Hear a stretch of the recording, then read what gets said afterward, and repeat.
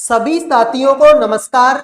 आज के इस वीडियो में हम बात करेंगे रेलवे ग्रुप डी एग्जाम 2025 के बारे में। जैसा कि आप सभी को पता है, रेलवे ग्रुप डी का एग्जाम जोरों शोरों से चल रहा है। बहुत सारे बच्चे ऐसे थे जिनका एग्जाम नवंबर में खत्म हो गया, बहुत सारे बच्चे ऐसे हैं जिनका एग्जाम दिसंबर में खत्म हो गया, बहुत सारे बच्चे ऐसे हैं जिनका एग्जाम जनवरी में खत्म हो गया, और अभी भी लाखों की संख्या में ऐसे स्टूडेंट बचे हैं जिनका एग्जाम फरवरी में होगा।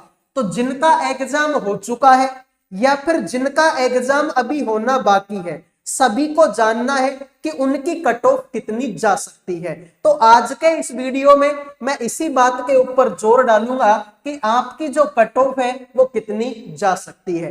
किस जोन की कट ऑफ ज्यादा जाएगी इसके बारे में भी मैं आपको बताऊंगा, क्योंकि मेरे भाई बहुत सारे जोन ऐसे हैं जिनमें मेरे भाई कंपटीशन या फिर मैं बोलूं कि फॉर्मों की संख्या लगभग 5 गुना, किसी में 4 गुना, किसी में 3 गुना। यानी कि मेरे भाई किसी जो आपका जोन है, किसी जोन में 3 गुना संख्या बढ़ी है फॉर्मों की, किसी में 4 गुना संख्या, और बहुत सारे जोन तो ऐसे हैं जिनमें मेरे भाई फॉर्मों की संख्या 5 गुने से भी ज्यादा बढ़ी है। तो मेरे भाई उन जोन की कट ऑफ ज्यादा ही जाएगी। तो कौन कौन से जोन है उनके बारे में भी बात करूंगा, साथ में आंसर की कब आएगी इस चीज के बारे में भी हम बात करेंगे। तो सबसे पहले तो मैं आपको आंसर की के बारे में ही बता देता हूं मेरे भाई, ठीक है।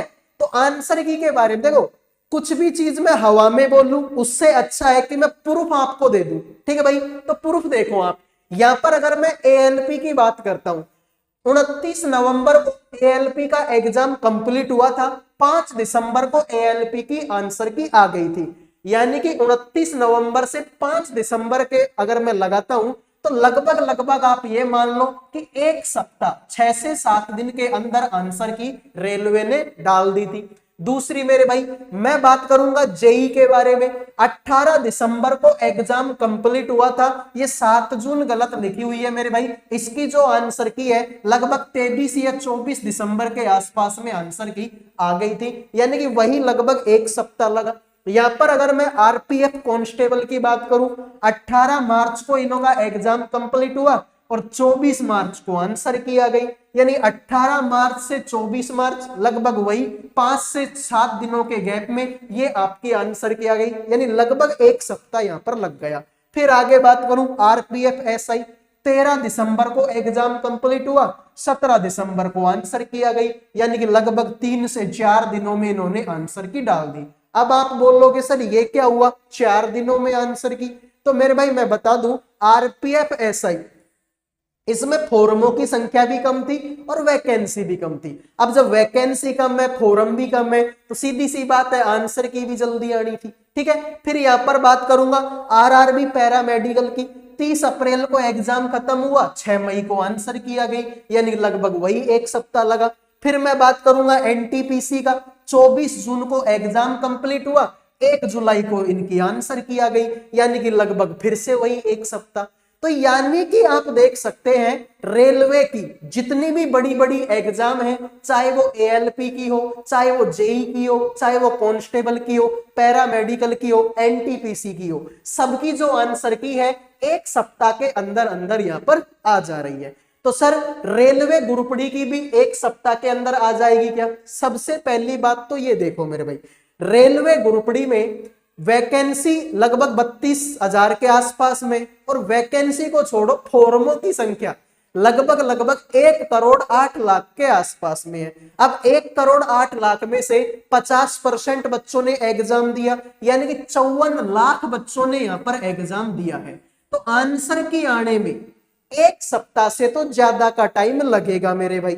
या फिर यह भी हो सकता है क्योंकि अब 1 महीने तक भाई जनवरी में कोई एग्जाम नहीं है, तो जिनका एग्जाम हो गया उनकी आंसर की तैयार कर दी होगी, ठीक है। और आंसर की तैयार क्या करनी होती है, वो तो साथ के साथ ही तैयार हो जाती है, ठीक है। कंप्यूटर बेस्ड एग्जाम है तो साथ के साथ तैयार हो जाती है। तो ये मान के चलो कि कम से भी कम एक सप्ताह का टाइम तो यहां पर लगेगा। तो 10 फरवरी को तुम्हारा एग्जाम कंप्लीट है, लगभग 17 से 18 फरवरी के दिन तुम्हारी आंसर की आ जाएगी, पक्का गारंटी के साथ में, ठीक है मेरे भाई।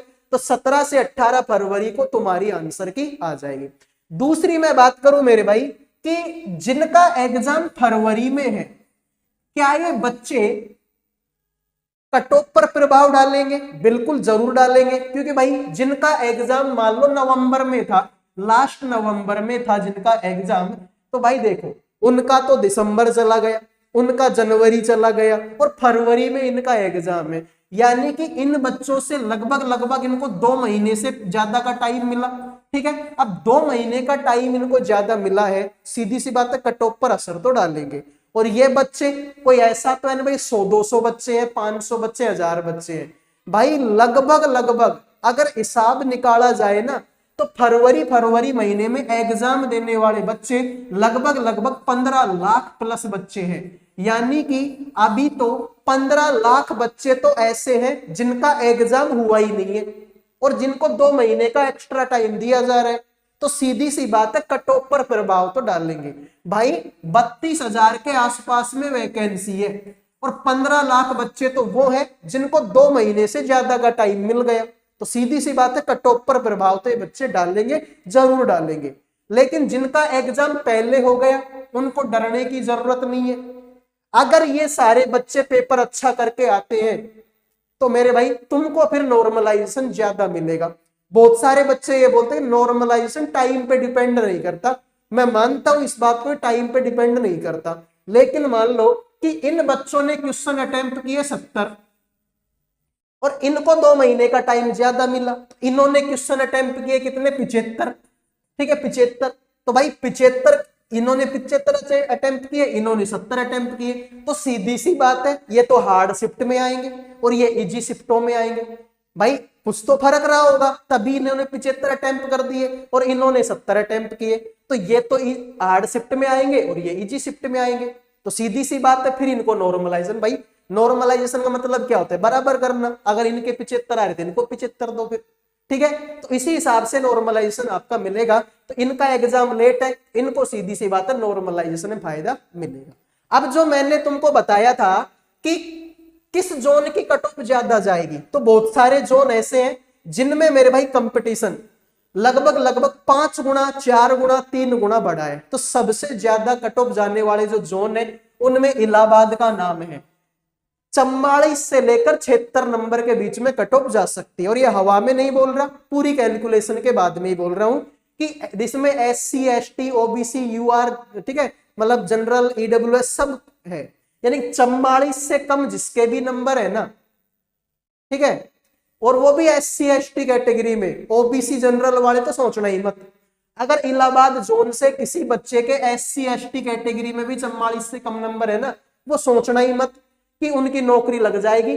अभी से अगली एग्जाम की तैयारी कर लो। इससे ज्यादा है SC, ST वालों के तो वो तैयारी कर सकते हैं। और OBC, EWS वालों के, ठीक है, OBC, ठीक है, OBC वाले, UR वाले और EWS वाले अगर इतने नंबर के आसपास, प्लस माइनस अगर 2-3 नंबर ऊपर नीचे तो कोई दिक्कत नहीं है, इतने नंबर है तो तैयारी शुरू कर दो फिजिकल वगैरह की। ठीक है, यहाँ पर बेंगलोर का सेम वही हाल, 58 से 76, यानी 58 से कम नंबर है तो फिजिकल की तैयारी मत करना, किसी और एग्जाम की तैयारी कर लो।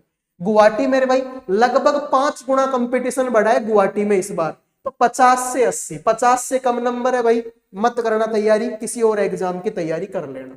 मुंबई सेंट्रल 54 से 74, पहले देखो ये जो मुंबई जोन था, ये गुवाहाटी जोन था, कोलकाता जोन था, इनकी कट ऑफ बहुत कम जाती थी।